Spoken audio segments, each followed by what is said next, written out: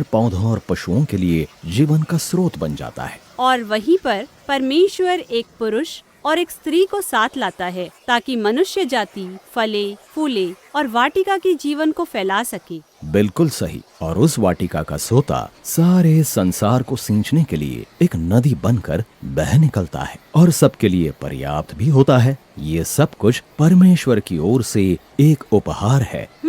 और यह अद्भुत है। मनुष्य जाति एक हरी भरी वाटिका में है, पर जब हम आगे देखते हैं तो वे इसे बर्बाद कर डालते हैं। सही कहा। इस सारे जल के बावजूद जो परमेश्वर ने उन्हें प्रदान किया है, ऐसा लगता है कि उनके मन की गहराई में एक सूखापन है। ये मानवीय दशा की एक तस्वीर है कि कैसे हम सदैव कुछ अधिक प्राप्त करने के प्यासे रहते हैं। पर किस वस्तु या किस बात के? अब इस कहानी में मनुष्यों को और बुद्धि चाहिए ताकि वे अपनी शर्तों पर अपने लिए अधिक सुरक्षा तथा अधिक नियंत्रण को प्राप्त कर सकें। और दुख की बात ये है कि ऐसा करने के बाद भी ये उन्हें अधिक प्यासे तथा एक दूसरे पर और अधिक संदेह करने वाले बना देता है। अतः फिर से वे जंगल में जा पहुँचते हैं। मनुष्यों ने जीवन के जल के प्रति अपनी पहुंच को खो दिया है और इस कारण वे परमेश्वर के जीवन को संसार में नहीं फैला सकते। इसलिए आवश्यकता है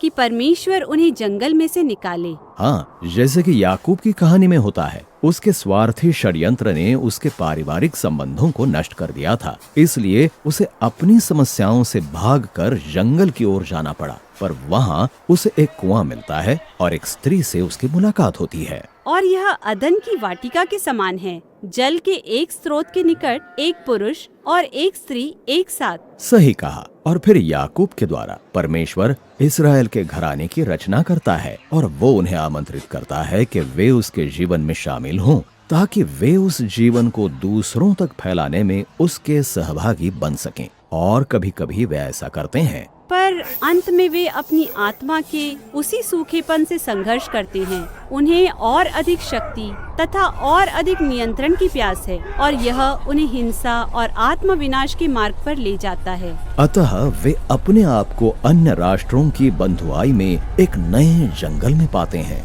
अपनी शर्तों पर अपनी प्यास बुझाने का यह सारा प्रयास यह हमें मार रहा है। हाँ, बाइबल के भविष्यवक्ता यहेजकेल ने निर्वासित इस्राएलियों का वर्णन जंगल की तराई में बिखरी हुई सूखी हड्डियों के एक ढेर के रूप में किया। पर उसने कहा कि एक दिन परमेश्वर उस देश को सींचने के लिए अपनी जीवंत उपस्थिति अर्थात अपने आत्मा को उंडेलेगा ताकि वो अदन की एक नई वाटिका और नए प्रकार के मनुष्यों की रचना कर सके। ऐसे लोग जो परमेश्वर के जीवन को दूसरों तक फैला सके। बिल्कुल सही। और ये हमें यीशु की कहानी तक लेकर आता है। सही कहा। एक और कहानी है जब यीशु एक कुएं पर आता है जो याकूब का हुआ करता था। और याकूब की कहानी के समान ही यीशु की भेंट एक स्त्री से होती है और वो इस स्त्री से कहता है कि वो इस कुएं से चाहे जितना भी पानी पी ले, वो हमेशा और अधिक जल के लिए प्यासी रहेगी। फिर वो उसे ऐसा जल देने को कहता है जो अनंत काल तक उसकी प्यास बुझा सकता है। वह कुएं के जल की बात नहीं कर रहा है। नहीं, वो परमेश्वर के अपने जीवन की बात कर रहा है जो हमारी सबसे गहरी प्यास को तृप्त करने के लिए उसमें से होकर हम तक पहुंचता है। इसीलिए बाद में यीशु ने कहा, यदि कोई प्यासा हो तो मेरे पास आए और पिए। यह तो बहुत अच्छी बात है, पर यह एक अजीब सा चित्रण भी है, एक व्यक्ति में से पीना। बिल्कुल। और ये एक और अजीब चित्रण से जुड़ा हुआ है जिसे हम यीशु की क्रूस की मृत्यु की कहानी में पाते हैं। एक रोमी सिपाही यीशु के पंजर में बर्छा भेजता है और वहाँ से लहू निकलता है, पर साथ ही यह सारा पानी भी बह निकलता है। हाँ, ये एक ऐसा चित्रण है जो दर्शाता है कि कैसे यीशु की मृत्यु जीवन का सोता है। उसमें से परमेश्वर का वो प्रेम जो अपने शत्रुओं के लिए जान दे सकता है, अब संसार में बह निकलता है। यीशु जब मरे हुओं में से जी उठा तो हमें बताया गया कि वह अपने अनुयायियों के बीच अपना आत्मा भेजता है।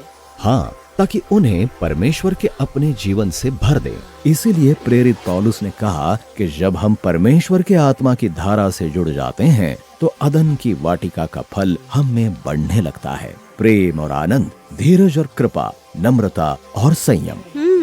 कैसे लोग संसार में ऐसी सुंदर चीजों की रचना कर सकते हैं जो दूसरों को जीवन प्रदान करती है। हाँ, परमेश्वर के जीवन की छोटी छोटी धाराओं के समान जो आकर एक साथ जुड़ जाती हैं और आगे एक सुंदर दृश्य की ओर संकेत करती हैं, जिसे हम बाइबल के अंतिम पृष्ठ पर देखते हैं। हाँ, वहाँ जीवन के जल की एक नई नदी है। हाँ, ये परमेश्वर से निकलकर एक नई सृष्टि में बह रही है और जहाँ कहीं बहकर जाती है वहाँ सबको जीवन प्रदान करती है।